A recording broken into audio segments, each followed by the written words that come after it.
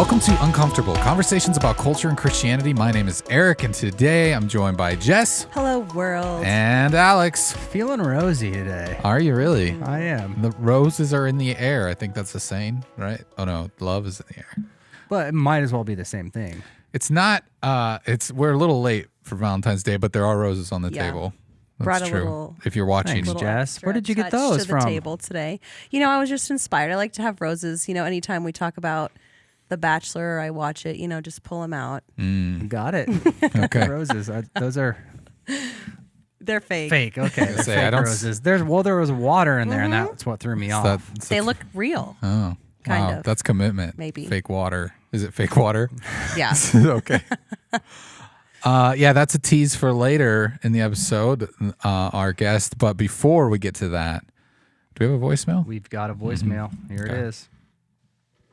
Hey guys, it's your old pal Jonathan in Colorado. Aw. I love it. Most listeners probably don't know who I am, but I had the privilege of serving on staff at CCC for about 5 years as the true. creative director. And I was even part of the team that helped launch this podcast Yes. in the beginning and Thanks. sought through to about, I don't know, probably 80 episodes or so before I took off for the mountains. My role was more in the background. That's why no one's even heard of me before, but strategy, planning, coordination, all those things into making What a each guy. episode. And then during episode recordings, I would act as the FCC. was gonna say. Someone's got to bleep Jess once in a while, right? At least I hope you guys are. But anyways, enough about me. You guys have done an incredible job with this podcast and bringing conversations around some tough topics that are happening around culture and in life and with the church. And this is just a much needed resource and you guys are killing it. So keep it up. Well, hey, I miss you guys. It's been a while since we've caught up. So I'm just wondering, how are you guys doing? Like personally, each of you? How are your families? What's something new happening in your life? Or maybe share something with us about what you're looking forward to this next year. Yeah. Take care, guys. Hope to catch you soon. Bye. That's a lot of questions. That was a lot. That was a long But, voicemail, Jonathan. This But so it was- heart. My heart is touched that you called It was Jonathan. very Thanks for sweet. the encouragement. We do miss the FCC because now all we have is Austin, and he just laughs loud during Yeah. things and gets picked up by the microphone. And, but He yeah, doesn't censor me as much. no, He used to send us like messages live during that, like, don't say this, Yes. or Just scoot closer to the mic. And yeah, it is a role that Austin just never has taken. He has the a couple baton for. times for me. So yeah. What were the questions? What are we looking forward to? What's new in how our are we- lives? yeah, what's new in our How's your lives? family? That was really thoughtful. Yeah. Yeah, going well. I have 4 kids still, Jonathan, which is great.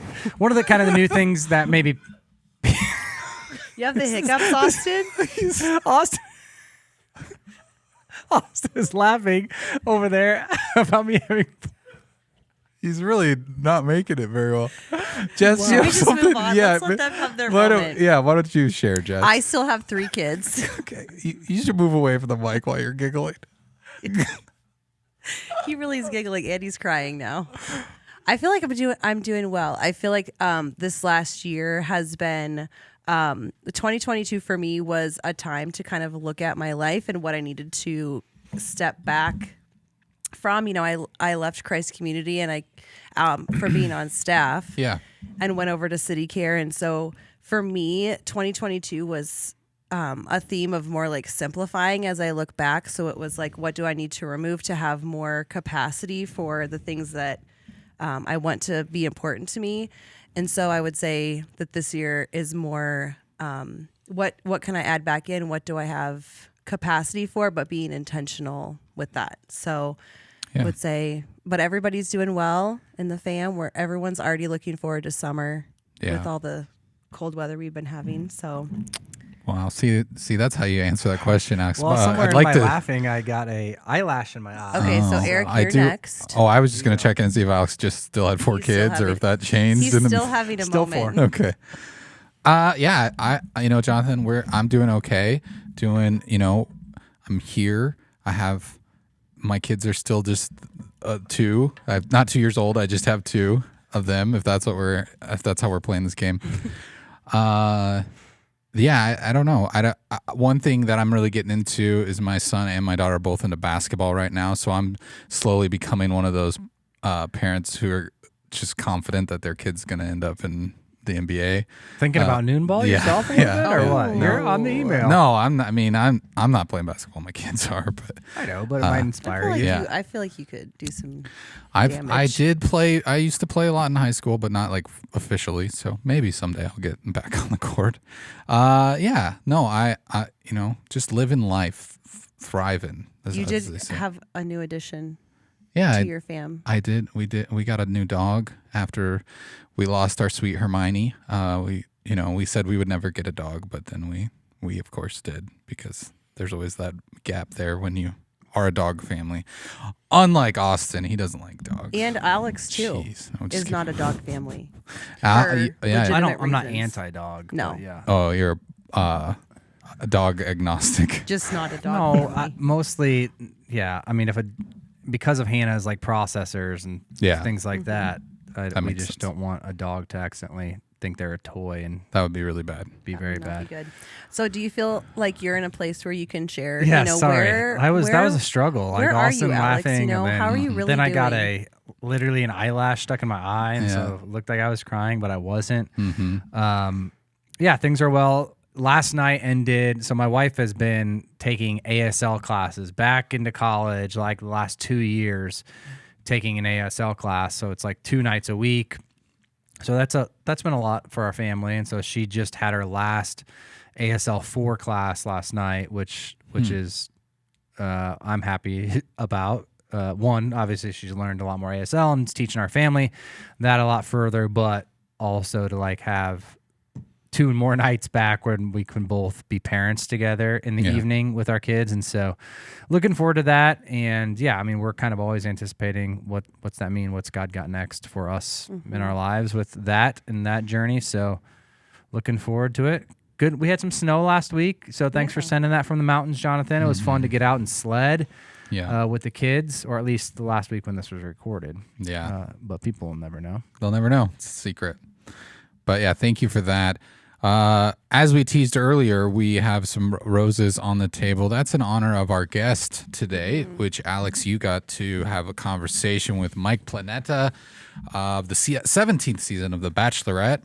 And he's known for some things, right? Like specifically being the Christian virgin on the show. Yeah, he kinda was had a definitely, reputation. they try to cast one of those every so often, and he definitely was that. And so he'll talk more about how he got on the show and kind of that image, especially the unique, season that he was on, The Bachelorette of that year. Her name was Katie, and she was kind of celebrated as, one of the bachelorettes that was more sex positive, I guess is the way to phrase it. And so that was, it was interesting there. And I mean, speaking of last, former people that were a part of this podcast, Mackenzie, who launched this podcast with us pre-Jess, she always, this was a great moment for her. She always wanted to talk about this franchise. The Bachelorette, Sorry it was after you left, but here it is. It took us a long time to get there, but we made it. All right. So you don't want to miss that. You want to listen. You're already here. You don't have to tune. You don't have to change the dial. Just stay where you are. That's up next. All right, like we said earlier, I am joined today by Mike Planeta, who was on, season 17 of The Bachelorette? 17. Okay, good. If any of my details from stalking you on the internet, are false, you be sure to correct those. And that was Katie's season, right? Like she was the Bachelorette that year. So beyond that, we just introduce yourself a little bit, who you are, what you do, and then we'll jump into maybe some more conversation around the show and then your faith and all that. Yeah, for sure. So I am Mike Planeta, originally from Arizona, but I've lived out, I guess, 10 years now in San Diego. I have a gym, so I do all strength and conditioning, biomechanics, movement for athletes. Was a former athlete. That's kind of why I fell into that profession, I think, just because when I was in grad school and undergrad, I was like, you know what, this has been my background. Why don't we just make this something? So that's kind of what I've been doing. Life's changed a little bit, obviously, since the show. I've been doing some social media things as well. And yeah, just kind of my hands in a bunch of different things. So I have, 3 sisters. We're all a year apart. Parents been married 36 years. Wow. Just had their, 36 years. Grew up in the church. My mom was actually the religious education director at the church. So grew up in the church. I always say this. I think God grabs the most rotten ones the earliest. I think I was one where my first memory really, Jesus was in my first memory. Like literally, like I don't remember life without him. And I think that was for a reason. I think he kind of snatched me up early for a reason, because I think I would have been a terror. I already am a terror, but I think it would have been not the best. So yeah, life. Now that doesn't mean that it's been easy. Being a Christian is not a walk in the park by any means, but I'm very lucky to say that and I think my parents were, I don't want to say blame. They gave me that blessing. Yeah. I think my parents made that a priority in our lives. It wasn't just me, it was my sisters as well. Made it a priority in our lives, and thankfully they did, because it's been the biggest blessing. So yeah, that's kind of my background. Like I said, former athlete. Played 1 year college baseball, 5 years professional baseball, and then came back and played 4 years college basketball. So kind of all over the place with sports. So trying to think of anything else. I think that's kind of it. Yeah, that's cool.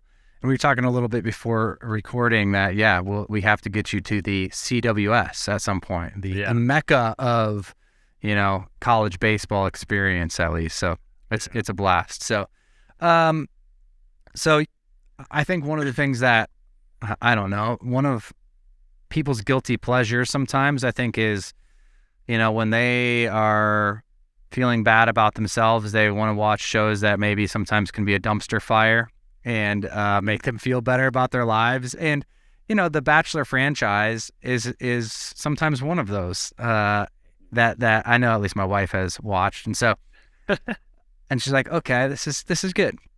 I feel better. I don't have this much drama happening in my life. And I think it's more the drama aspect, not necessarily the people are trash, but it's just like, that's a lot of drama. I thought watching my kids today was drama. Look at what's going on there. So how did you get cast on the show? So long story short, I had never seen it. Okay. I understood the concept. I think obviously, it's all over social media, so you understand the concept, but I'd never seen it, had no idea who the girl was. In fact, when they first reached out to me, it would have been about 5 years ago now. So I was supposed to be on another season, but I never answered. Yeah. I don't even know if I thought it was real, to be honest. I received a DM on Instagram, and I was like, I think my thought process was, God's not calling me to go here. Yeah. There's no way. I don't know much about this, but I just can't see him throwing me in this kind of world. So kind of blew it off. Didn't respond. Later, The Amazing Race reached out, and I hadn't seen that, but I kind of understood the concept. I was like, this would be dope, because I love to travel. Yeah. So I answered that. Went through the process. They were kind of struggling to find me a partner. Finally, they were like, all right, we want you and your dad to do it. So I said, okay. And then I just never ended up filling out the paperwork. At the time, I was living in Kauai, and I was like, man, I'm not leaving this. Like, this is amazing. So I didn't have a huge sense of urgency to do it. And that just kind of, it just didn't happen. So then as time went on, this would have put me November of 2020.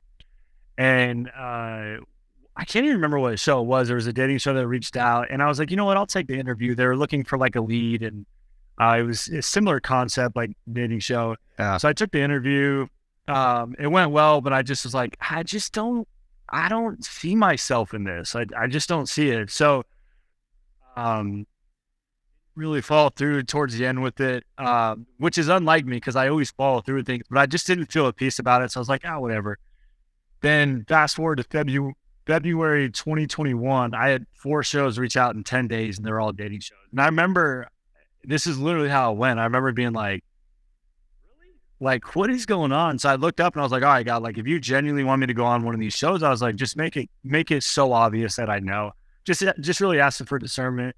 The next day, the Bachelorette reached out again. I was like, okay, I didn't mean that obvious. And then, so I was like, okay, I'm going to go through the process. Had no idea how it was going to be. It's like you're running for president. It's crazy. Like, you go through so many different things. Yeah, that's kind of how it went. And 3 weeks later, come to find out, I was the last ad. And 3 weeks later, I was sitting in quarantine prepping for the season. And it's so funny. They told me throughout the process, like, you've never seen it, right? I was like, no, I've never seen it. They're like, do not watch it. Yeah. And I'm glad they told me that, because if I would have watched it, I wouldn't have went on. But I wanted it to be an experience where it was genuinely me experiencing it for the first time. Because I think everyone's an FBI agent with dating now. Yeah. Look up people's social media, find things out about them. I didn't want that. I just kind of wanted to go up blind. So first time I knew really it was Katie was when I walked out of limo. That was the first time I knew who it was. Yeah, that's crazy. That's wild. And yeah, I think a lot of people don't realize. Obviously, there's some people that apply for the show. I have a brother that was living in LA and doing some modeling and all that kind of stuff, influencer, stuff. And like, they wanted to be on Survivor, and same with, the Amazing Race. And so sometimes like these places come looking for some of the contestants, and some of them, apply. And that's the story that's not often told. But so what is it like? Like, I'm kind of a cheesy person, and one of the episodes I usually like to watch, at least, is like the first one where you're getting out of a limo, like you said, and it seems like everyone's trying to one up one another, and all that kind of stuff. Like, what's that moment like when you're getting ready to get out of a limo, meet somebody for the first time, but then also know you're meeting a bunch of your competition in some ways for the first time? Did you have anything wild planned? I think there was a few people that had like a horse, and yours just seemed like pretty modest. Yeah, we were pretty. Yeah, I don't think we had like any major ones. I know. To be brutally honest with you, like, we were in quarantine for like 11 days, so we were just excited just to get out. Yeah, I think all of us, we're just like, man, just let us out. So we finally. It's so funny. I actually was the second person to meet her, and all the first 5, we were all in the same limo, and it's kind of funny. We're all actually really good friends now, and we're all just a bunch of ex-athletes. And I remember the first time we met everybody, they brought us out, and we were just standing in line waiting for the limo, and we had a lot of guys from San Diego for whatever reason on our season, and in our limo, I think the 4 out of the 5 of us were from Southern California or living in Southern California. that's cool. And so we all just were like chopping it up the whole time. And it's so funny. We were in the limo probably for about, 45 minutes. And we were all just like razzing each other, like, before we went in. And finally, Thomas, he was my roommate on the show. He's like a taller dude. He ended up going first, and all of us were, we were kind of hyping him up before. And then we saw him go, and then it was like, all right, I'm next. So then I ended up going at it. And you don't really remember that part. I will say, like, it's so funny. It's such a different experience. Like, I actually really like pressure. I don't know what it is. I get really calm during pressure. I think it was just an athlete in me. But this was different because you're not familiar with it. You don't know what to expect. So I remember walking out of the limo and having, there's like 50 cameras on you, and you could hear a pin drop. And I remember getting out and just being like, I don't know what to do now. Yeah. Right? So it's kind of one of those moments. And then I said something really simple. So I didn't speak to her the rest of the night, and we ended up, so you don't really know how it works. They kind of bring you to them. People think it's just you going up to them. No, there's like times they bring you to her. So I didn't speak to her the rest of the night. So my experience was a little different. So I was just chopping up with the guys all night. But here's what people don't know, and this is the toughest part. We were dressed by 4 p.m. We weren't done with the rose ceremony until 10 a.m. Jeez. And I'm not kidding when I say this, and especially because I didn't talk to her. That first night, I was like, I'm good. I was like, I'm not doing this every night. Like, I'm not that invested. Like I'm ready to go home. But here's what happens. See some of the guys around you get a rose, and the competitor in you comes out. So I remember the first night, it was the first time like the competitiveness came out of me where I was like, okay, well, at least get one. Like, you don't want to be the guy that you show up, because like my buddies, if I got home, they would roast me. They'd be like, you didn't even make it past night one. So the competitor in me came out, and that's kind of how the first night went. I mean, I remember standing up there being like, I don't want to do this. This is ridiculous. Like, it's so late. But then I saw a couple of the guys get a rose, and I was like, you got to at least get one. That's wild. Just kind of snowballed. So I'm guessing partly why they told you not to watch that, watch any of it, since you were kind of ignorant. I think they were trying to play, and it seems like they do this a little bit. You were the classic virgin on, The Bachelor, the good boy, and Katie was like the sexcapade. She was like the Bachelorette that from her previous season, liked talking about that, and was, kind of, at least in that franchise, I think one of the most openly sexual kind of people. So what like, did they like tell you they were kind of casting you in that role? Did you feel like that was like the role that you were being cast in, or? No, I know it's different. Yeah. Especially in today's culture. It's very countercultural, and I know that. But again, my approach is very different to it, because I don't view it as me doing it to be a good boy or follow a rule. Like, it's never been about that for me. It's always been about the why. So I've always been very confident in like being able to explain the why. Once that first night, once I started to hear everything, that's when I was like, okay, I know why I'm here. Now, with that being said, I think that's why they kept me away from her the first night, because I'm not the type of guy that's going to be like the first night. Yeah. But if someone's going to ask me certain questions, like, I'll always be very open. So I think they kept me away from the first night because they kind of set me up on the first group date. And it was a sex date where they pretty much threw me to the wolves, and it was directed at me. And I think it was one of those where they're like, well, this is sink or swim. Because they knew me. Like, I was during quarantine, they come and see you, and I'm very open. And they're always going to try to poke holes in things to see if it's legit. Yeah. And they're like, oh, this really is him. Yeah. So, I think they were kind of like, well, we're going to see if you sink or swim. And that was first group date. And that was the sex date they threw me on, where they kind of threw me to the wolves. And that was the moment where, because I remember even after the first night, I was like, all right, God, like, you had me here for a reason, but what's that reason? First group date was when I went, okay, I know exactly why I'm here. Yeah. So for those that maybe didn't watch it or don't plan on watching it, could you explain a little bit more? Like the sex date. Yeah. I mean, for somebody that hasn't heard context around that, they're like, what? There's a group date and sex date? What is happening on this show?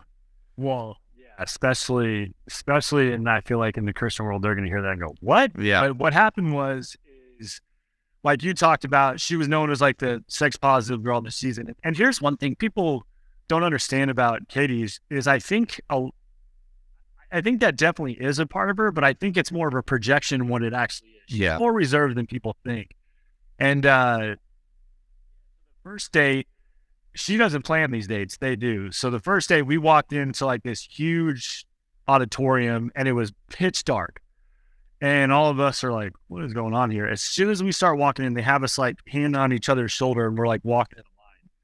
And as soon as we walk in, a porno starts blasting over the sound system, and it's like a woman moaning to a climax. Now, again, they don't show this stuff. Yeah. And I remember thinking like, here we go. Like, I remember being, okay, this is where it all kind of happens. And so we walk up, all of a sudden, stops playing, a light shines on a stage, and there's a bed with handcuffs on it. And I remember thinking to myself, like, what did I get myself into? But I was confident in myself, so I'm like, okay, well, whatever it is, we'll figure it out. So there was two parts of the day. First part of the day is there was this comedian that came out with Katie, and they talked about, they asked us questions. So they gave us these little whiteboards, and we were able to write the questions. And I kind of figured some of the questions, ones were going to be asked. And it was like just asking a bunch of different questions, like what's the largest sex organ in the body? I can't remember some of the other questions, but it was one of the questions I knew was coming was, when's the last time you had sex? And I remember thinking to myself, I was like, well, okay, well, I guess this is how you're going to tell her.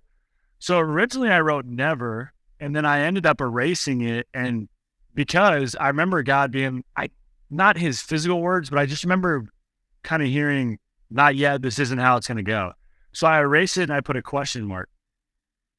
She went through the line, she saw the question mark. She's like, oh, mystery man. She's like, all right. And she actually said something really cool. She goes, guys, I want you to remember, like, go at your own pace. We go through the line, we asked a bunch of questions. The second part of the date was, you were supposed to perform on stage why you would be the greatest lover of all time. That was what the date was called. And they were like, the prop table's over here, and we were going to perform in front of a crowd, and the prop table was like whips, chains, gags, like it was just anything sexual. So what they were trying to get you to do was be extremely uncomfortable and perform what you would essentially be in the bedroom. So they grabbed me, and I didn't even get to go to the prop table. They grabbed me and took me to an interview. I was in the interview for an hour, and we only had an hour and 7 minutes to practice what we were supposed to do. So I remember being in the interview question, they're like, you don't have to do this. And I remember thinking to myself, I was like, if I don't do this, they're going to show me they're going to show me walking away looking like a judgmental Christian. I was like, and I'm not going to paint Christians in that light. And then the second thing was, if I said this is how I'd be with my wife, they're going to show me compromise. So I was like, my hands are tied. I got to be able to do something. So they asked me, they said, you don't have to do this. And I remember specifically looking at the camera, I was like, I'm not afraid of this. I was like, I just need God to give me the wisdom to do what I'm supposed to do. And they're like, well, you have 10 minutes. And I was like, all right, whatever. So I was like, all right, God, like, what are we doing? And I just remember him putting on my heart. He's like, well, you write your future wife. So he's like, why don't you just write her a letter on the why to why you're waiting? So my buddies on the show too, like they got thrown in an uncomfortable situation too. They crushed it. You know, a lot of it was funny. They did a great thing, but mine was a completely different pace. And so I ended up going last. And I remember thinking to myself, I was like, this is going to be very different. So what I did is I went up,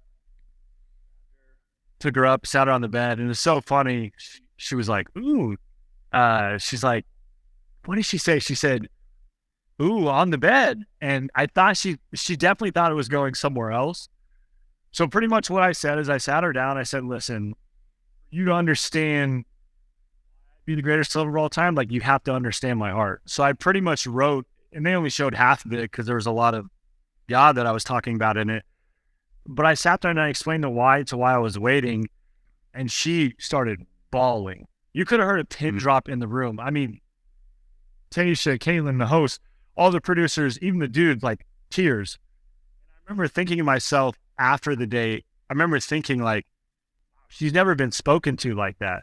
She's never had somebody look at her and actually tell her what value she has, not just from me, but like in Christ. And she started bawling. Well, I ended up winning the date.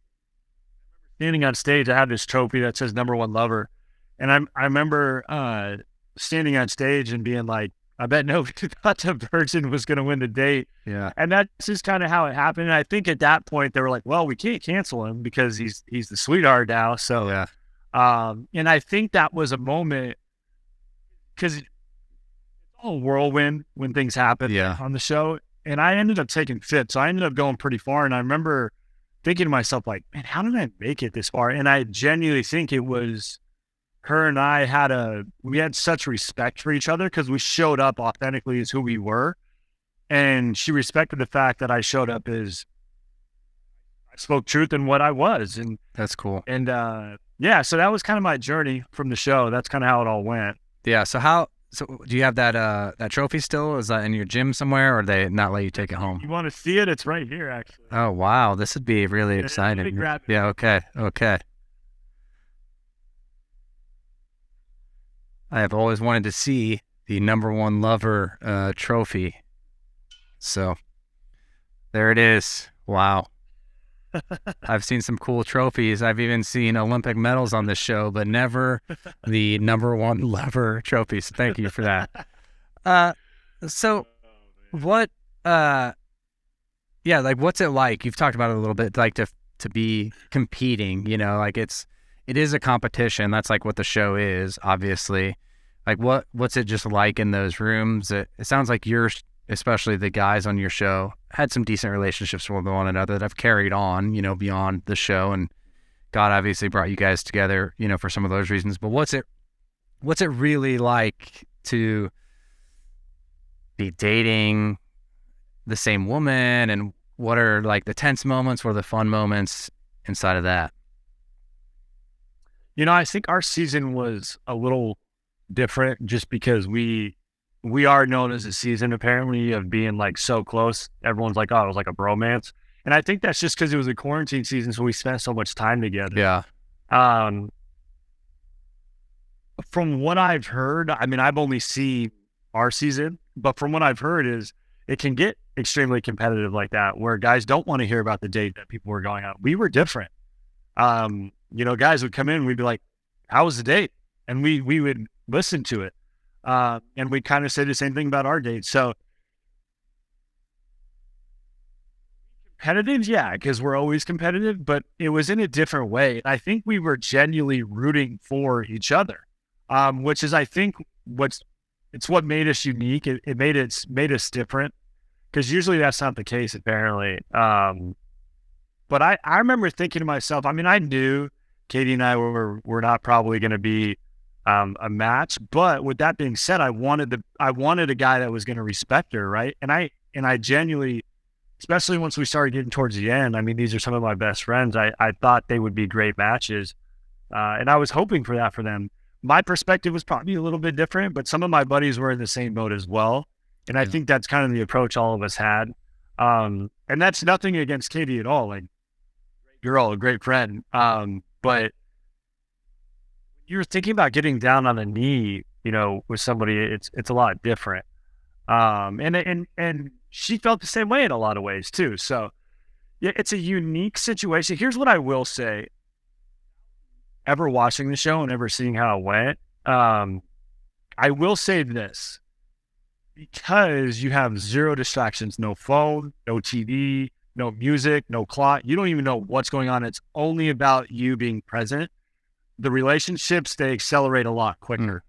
I'd imagine it's kind of like how our grandparents were back in the day. It was like no distractions, just them, right? Yeah.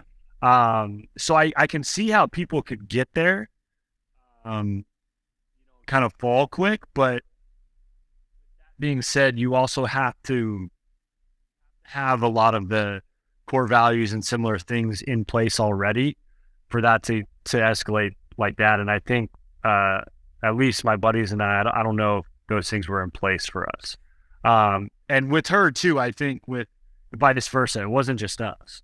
Yeah. How do you authentically, like, how much do the cameras get in the way? I mean, like everything you're doing is filmed, you know, except, you know, if you get to, you know, a fantasy night and, you know, they shut the door and make that all dramatic. But even then it's like weird, because it's like they have weird camera angles, you know, from in the room to show them putting the sheets over one another or whatever. So like, what's it like to like just to try to live authentically in these relationships, but also know like everything I say and do can and will be used, you know, against me or for me in some kind of way? Like, what's the pressure? No, for sure. And I think the hard part about it, the toughest thing that I found was I didn't notice the cameras. I will definitely say that. After the first night, I didn't notice the cameras. But with that being said, you're always thinking about the person that you're on the date with, right? And I never wanted to put her in a situation where she felt pressured to answer a question that she wasn't comfortable answering on camera. Mm-hmm. So that's the difficult part, right? Is if this is no cameras, behind closed doors, or on a regular day out, you can create a space that's a little bit safer where somebody, if they want to open up and talk about really difficult things, they have that space. When the cameras are on there, at least for me, I wasn't thinking the whole world's going to see this. I tried to really just, go with it and be authentically me. And I think after is when, like, the first time it kind of hit me that I was speaking to America pretty much was when the director came up to me after the sex tape. He's like, how's it feel that you just pretty much spoke to 6 million people. And I was like, to be honest with you, I wasn't even thinking about that. Like, I was just trying to like honor her in that space. So I'd imagine sometimes we get lost in that. Yeah. But the hard part again is like, let's talk about if somebody's got some family stuff that they're not comfortable sharing, let alone early on in a relationship, but to a bunch of people, that's where it becomes difficult. And it makes it, there is that barrier that I think can create you getting to that actual true authentic engagement. Right. Yeah. Yeah. So it's not the easiest. Can it be done? Yes. And I think there's spaces where you can figure that out. But the hard part is, especially when you haven't gone through it, the lead's gone through it. When you haven't gone through it, you don't know what to expect. You don't know what's going to be aired. Yeah. And then I think you do have to be a little careful. So did you have any cringe moments as you watched back did you watch it with the boys? Like, as you watched that season, what was it like watching that season back? And were there any moments where you're like cringing for yourself or them, or just things that you're like, yeah, this just wasn't true, or this was portrayed in a false narrative? For sure. I mean, I think in the beginning of the season, it was more so for like my boys. I'm like, the drama that you guys see is not what's actually happening. Yeah. It's so ballooned out of proportion. Here's what I'll say. Moments like that, things are happening. That's authentic. Yeah. And now the situations we're put in, they create, but how it happens is authentic. But the problem is they don't show it that way. How it's edited so far from what's actually happening. So a lot of times when we watch things back, we're like, are you kidding me? And it was more so in the beginning of the season. I was more frustrated for my buddies. I'm like, that's not what happened. Yeah. The only moment for me where I actually was frustrated for myself was my last date, which was like a cuddle date that they put Katie and I on.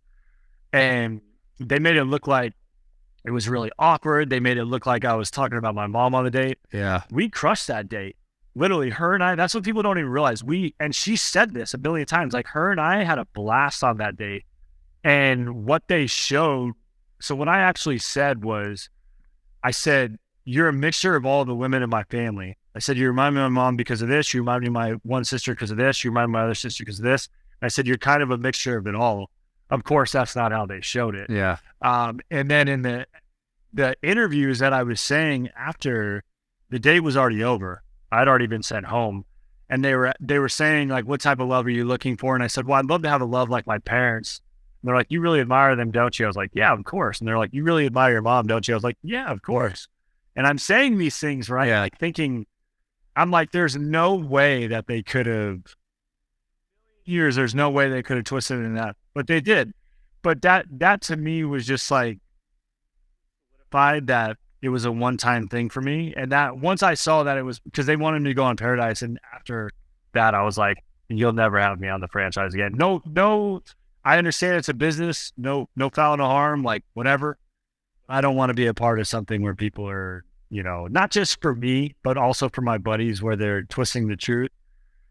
I'm like, just show it how it went, and I understand it's TV. I understand you got to make TV business, but it is what it is. But I'm confident enough in myself to know I'm like about how certain things are portrayed. It is what it is. Like, I'm confident that I showed up as a respectful man. I showed up as myself, and, I can hang my hat on that.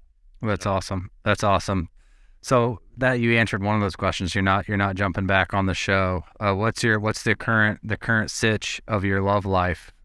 Someone wanted to know. Yeah, I mean, single right now. It's kind of funny. I think a lot of people think like your love life just goes nuts, and it can if you let it. But mine has been more kind of the opposite. And I think I'm at just a different point in my life. I've been much more careful and more like overly intentional, just because attention does come with the show, which is another thing I didn't really know. I knew it was like a decent sized franchise. I didn't know it was like this. And which is funny because like we're on the back end, like it's like dying. Yeah. I can't even imagine what it was 3 or 4 years ago. Like it must have been, because like when we got off the show, the attention was insane. Like you would have thought we were the Beatles. I'm like, yeah, so many people watch the show. So, I mean, intentional. There is a girl that I do know that we're not dating, but I know her, so we'll see where it goes. But no, outside of that, I've been pretty single. That's quite the question. I mean, quite the answer. It sounds like there's potential, but I don't want to ruin anything going on right here. But no, and here's the thing, right? Is funny, like I'm such a private person, yeah, but I'm also an open book. So it's kind of weird. It's like if people ask me things, like I'll always answer. But the thing about it is, private person, it's so weird. And people are like, then why would you go on a show? I'm like, well, I'm private out of respect for yeah, for sure, the person. Yeah. So, but yeah, I mean, that's kind of where I'm at now. I wish I had more juicy details to tell you about my love life, but it's been pretty, yeah, I'll keep on Instagram and see what happens. Yeah, and again, for a reason, right? Like right? I'm looking for, without putting a bunch of pressure on it, because I don't do that, but I'm looking for like my future wife. Yeah. And I want to settle down. I want to have kids. So I'm like very intentional about that. And it makes it more difficult. But at the same time, like I'm only looking for one. Yeah.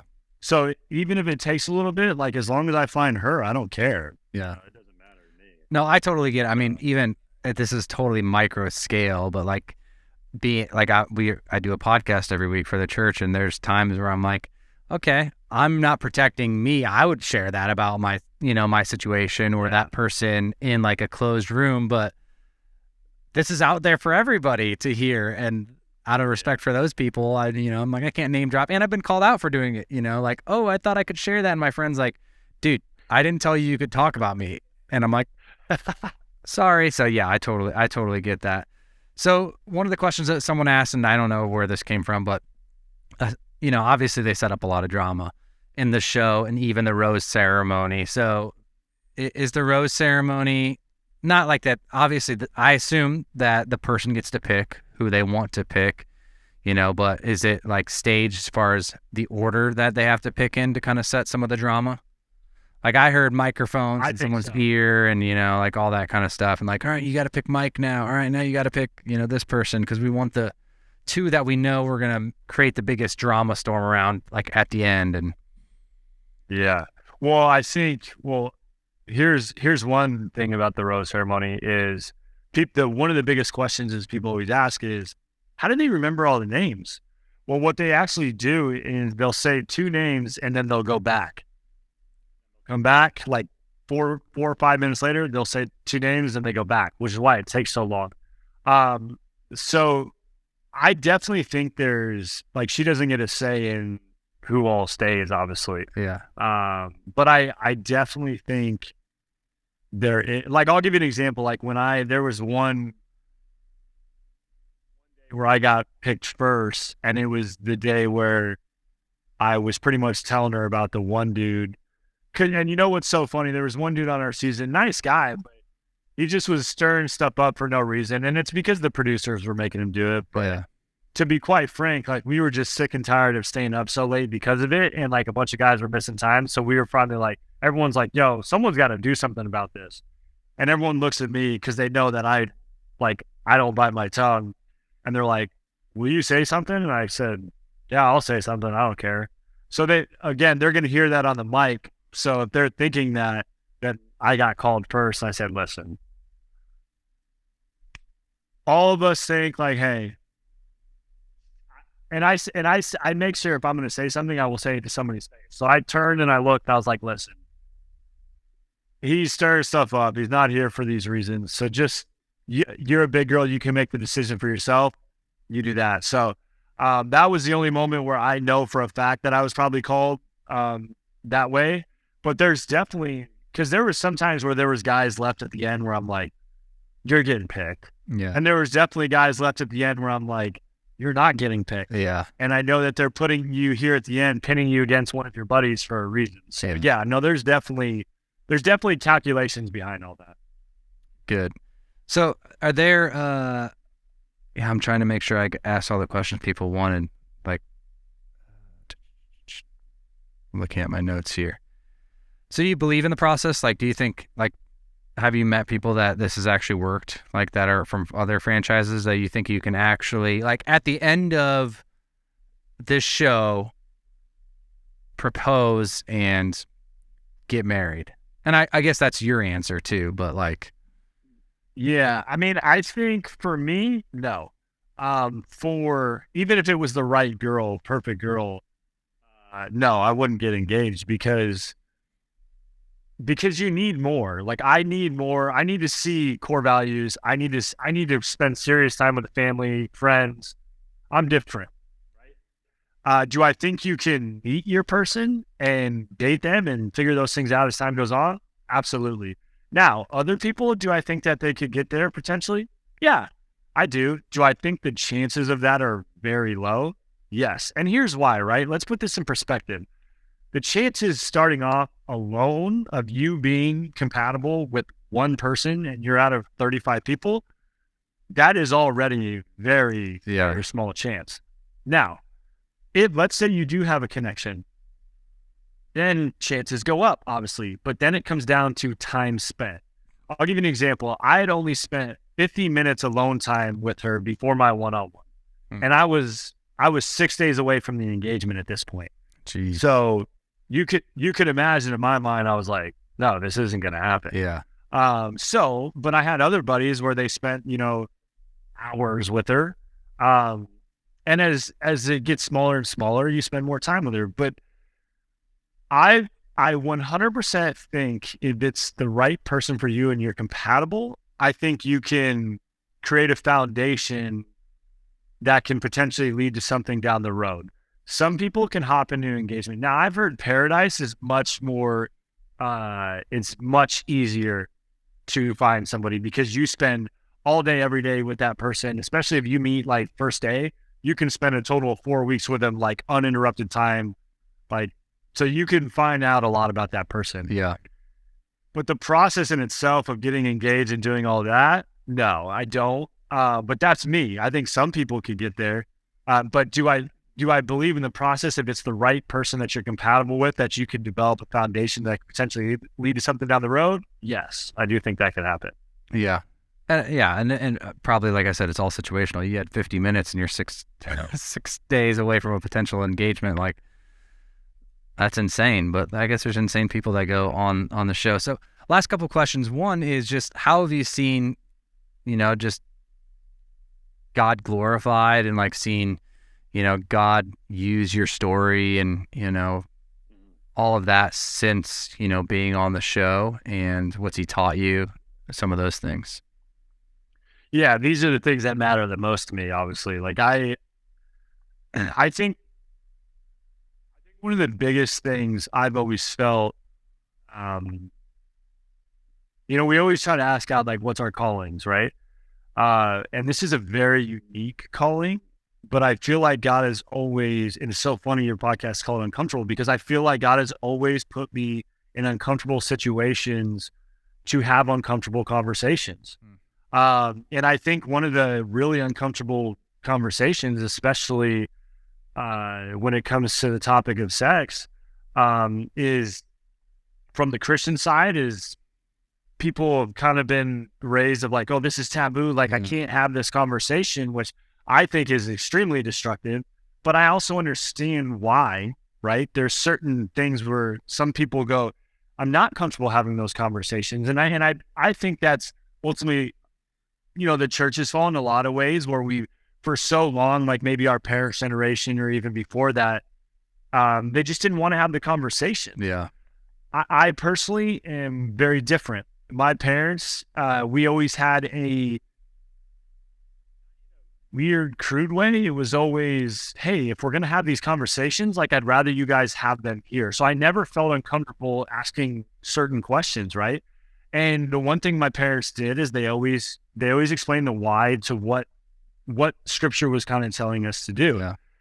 So when I look at it from the Christian standpoint, I saw a big need for that. I'm not saying that I'm the one to fill the need, but I did see it from the Christian standpoint. A lot of people were like, hey, I'll give you an example. When Sex Date aired, that was June 14th, from June 14th to June 21st, in 1 week, I had over 40,000 DMs from non-Christians, Christians, atheists, Muslims, Hindus, anybody you can think of. And it was on the topic of sex. It was, hey, I've either never heard it spoken like that, I've never heard it explain the why to it, or, hey, I might not even agree with you, but I appreciate you standing firm in what it was. And I think, I think sometimes we get so fixated on what missionary work actually looks like, where I think sometimes God is saying, no, your missionary work is in your office. Yeah. Or it's in you being a teammate, or it's you being, in the church, or it's you just being out and about. And I really think God called me to step into this as kind of missionary work, to have an uncomfortable conversation and be confident and stand firm in it. I remember I brought up that sex day where we walked in and there was a porno blasting over the sound system. And I remember saying something very specific. As I was walking in, I remember looking up and I said, God, I don't care if you embarrass me. I don't care if I get canceled. I don't care what happens with this. All I ask is that you allow me to do exactly what you want me to do. That I have the discernment to move in the way with the Holy Spirit that you want me to move with. And I remember the confidence that I moved with, people saw it. And I think that's kind of the point I'm talking about here, is one of the biggest blessings this has kind of happened, or this has kind of brought, is it's brought a lot of people not being as fearful to have this conversation, right? Like I said, toxic purity culture was a big thing that I thought was really destructive within the church. And then outside of the church, I think a lot of people have viewed it as to view sex as surface and not really look at the full depth of sex. And so it's been really interesting kind of having the conversation and trying to be a bridge to that gap of saying, listen, I'm challenging Christians to be more open about this, to not be fearful of these conversations, and to understand that this is not just a rule. But one thing my dad, he did so well was he explained the why. And I remember so many people think, right, oh, he's waiting until marriage, like this must be something that he's just all about. No, when my dad first explained waiting to marriage, I'm like, forget this. Like, that sounds terrible. But then when he explained the wisdom that was embedded in scripture of the reasons why, like I remember he had this correlation with how to love a woman with waiting. And he broke down of like, love is patient, love is kind. And he broke down all of these different things. And I saw the correlation of the obedience within dying to my selfish desires, how it elevated my future wife, that put her in the best situation to succeed. And it was also putting me in the best situation to succeed, because I was dying to my selfish desires that were ultimately going to have to happen within marriage, and will have to happen with marriage, not just in the physical realm. Yeah. So I remember the more that he always wisdom and showed me what scripture was actually telling me about that wisdom, the more I started to buy into this, and the more I started to see the blessings be present in my life of where I wasn't dealing with certain traumas because I wasn't putting myself in those situations. Yeah. So with that, having those conversations with Christians about that, I'm like, I've always said this: if you don't understand the why to what you're doing, do not do it. Yeah, for sure. Because otherwise it's not going to be sustainable. You're going to fall. And I say the same thing with non-Christians, is I'm like, victim to what culture is telling you and saying that it's okay. Let's look at, it's so funny. I'm doing this like study right now, like this case study on sex, and which is so weird to say, but we live in a culture where literally less than 50%, and it's more so like in the 30 to 40% range of people are sexually satisfied. That's it. So to me, that's telling me something. If I'm a non-Christian and I'm seeing these secular stats, I'm going, okay, we're obviously doing something wrong. Yeah, for sure. So it's been really interesting to have this conversation with non-Christians as well, where I'm like, listen, I'm not asking you to follow all these rules, because I believe the Holy Spirit's going to convict you on these things. But what I am asking you is to look deeper than just what the world is selling you on. Because I believe the world is selling us on the synthetic version of not just sex, but synthetic version of all these so-called blessings that God actually has for us. Yeah. The world's selling us on the synthetic version, and we don't get to fully experience them. And if I love people, the way that I say I do, or I'm supposed to, that God's calling me to do, then I have to be able to have uncomfortable conversations about like, hey, this isn't coming from a place of judgment, but I'd love to understand your reasoning behind why you think, why you're so against this side of it, right? I'm trying to bring us closer to here where I'm like, I really think we're much closer things, biblical topics, Yeah. than people think. I just think we bought into the noise of like, if you're a Christian, it has to be this, and if you're this, it has to be this. It's like, no, what scriptures, I think scripture is a love letter of God telling me, hey, why I'm telling you this, because I have your best interest. So either I believe that, if I don't believe God has my best interest, then I'm not going to follow those rules. I'm not. So it's been a really interesting blessing that's happened where I feel like God has put me kind of in the center of this really difficult conversation that I feel like has been neglected, and has kind of instilled confidence in me to have this conversation while not passing judgment. And I think that's a really hard line to walk. Yeah. Because, and I think, thank God he put me in that situation where I actually showed up and respected Katie in that situation. So people are much more receptive to have the conversation where like, okay, he's not coming from a place of judgment, but it's really difficult to still walk that line of saying, well, this is what scripture is saying. So my approach isn't this is what scripture is saying, it's this is why scripture is saying. Yeah. Is kind of the approach that I've had to take. So I've really just been kind of trying to discern through the wisdom of what he's put me here for a reason. So I don't want to take this and just make this conversation about what I think. I want to make this a conversation about what God's calling us to step into. So I'd say that's been the biggest blessing. And a lot of those things have trickled into other aspects of being a Christian, but it's so funny. It's been on the topic of the why of sex and other things. So does that make sense? No, that's so cool. And I mean, that's, partially why I reached out to you versus any other random, person from that is because, you have that Christian worldview. And I've been following you on Instagram and just, see scripture and just the things that you're learning from Christ and kind of putting all that out there. And so it's like that tangible fruit, like we're supposed to actually bear fruit that evidence that the Spirit's working in our lives. And it's easy to do that on a show and maybe for a couple hours at a time, but to actually live that long obedience in the same direction, as Eugene Peterson puts it, is difficult. So it's been fun to see that. Last quick question real fast before I end it, because I don't want to take all your time, but percent wise, how many people would you say are on the show? We're in an influencer world, on the show for clout or in influence versus on the show for love. And if I find love, that'd be like the icing on the cake, but I'm really here for the influence and the clout.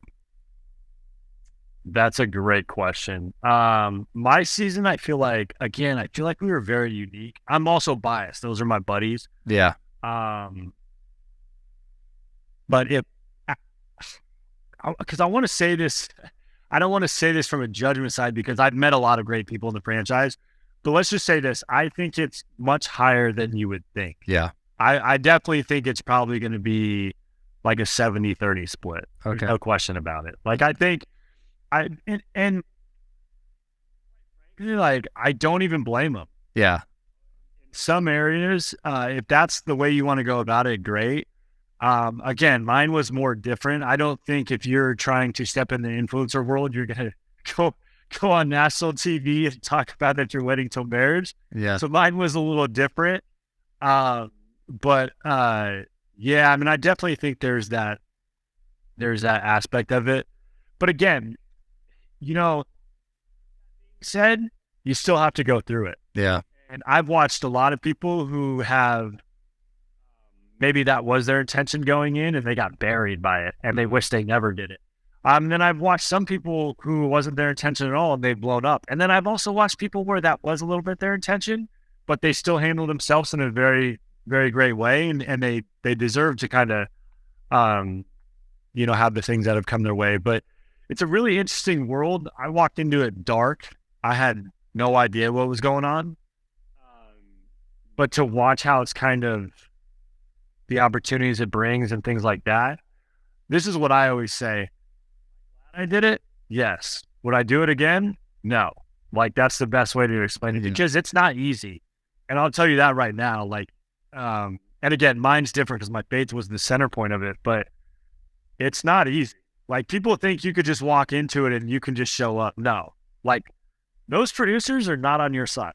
They're not there to make your life comfortable. That's not how it works. So if you're confident in yourself and you can go on there and handle yourself, then go. But I know a lot of people who thought they were confident enough to go on there and they got buried. Yeah. And they wish they didn't go. Well, you convinced me. I'm going to stick to one wife and not emailing my application or anything like that. So that's good. So, here's what I'll say. This is my last thing. Like, because you guys are a church, and my challenge because I think we can be a little short-sighted as Christians. I think we could be like, God would never call me to step into something like that, or he would never do that. My challenge to Christians is you really have no idea what God's blessings look like, and you have no idea where he can call you to. I remember it's so funny. So often I'm like, God, I know you called me to be bold. You've called me to be like a strong mind. But you've had to like humble me. That's one thing. Like, I've had to have serious, like, I've had to be humbled mightily in my life. And I think if I did this 5, 6, 7 years ago, I would have struggled. But I think don't be so fixated on God is calling you. Ask God where he's calling you to go. When I went through this process, I genuinely, with my whole heart, was like, God, I don't want to do this, but if this is where you're calling me, make this very clear to me. Which is what allowed me to move with confidence in the show. And I think we should be less focused on the projection of how good we are, and we should be projecting faults and our ability elevates Christ. Because I think the biggest thing is pride sometimes eliminates us from really what God's calling us to step into. I never in a million years thought I was going to be on reality TV, but look at the blessings that it's also blessed me with, because I finally got out of my own way and was obedient to what God was calling me to step into. Now, during that process, make sure that you have full discernment and you're asking everybody around, and that it's not your selfish intentions that want to go on there. And that was the biggest struggle I had, is because you never know where God's calling us to step into. And I love the fact that you'd like to have these uncomfortable conversations, because I think as Christians, we have dug ourselves a hole in the sense of trying to project that we're one thing instead of actually just being honest of what we actually are, and being honest about failures and understanding like that we need a savior. yeah. And when we actually get to point to that savior is where our faith is so fruitful. Like, it's not you or I that's going to be able to save anybody. Yeah. It's us pointing them to Christ, who's actually blessed our lives and done all these things. So I'm a big challenger. Like, my challenge to any listener is, God is calling you to step into a really interesting, phase of your life. Step back, breathe, and listen. I think sometimes with prayers, we just want to say, God, what? Well, take a step back, listen, and then ask for discernment, not just from him, but from the people around you. And then if you feel he's calling you to step into that, go full force, because you have no idea the blessings that can. Never in a million years did I think Lead TV was going to lead to me being able to have a platform to have these, these conversations that I think are beneficial to our faith. So good. So good. Well, Mike, thank you again for joining us, and everybody else, thank you for listening. And if you've got more questions, you can email us anytime. You know that, podcast@cccomaha.org. Leave us a voicemail, 402-885-9930, or follow us Instagram, TikTok, at CCCOMA podcast. But until next time, we'll see you then.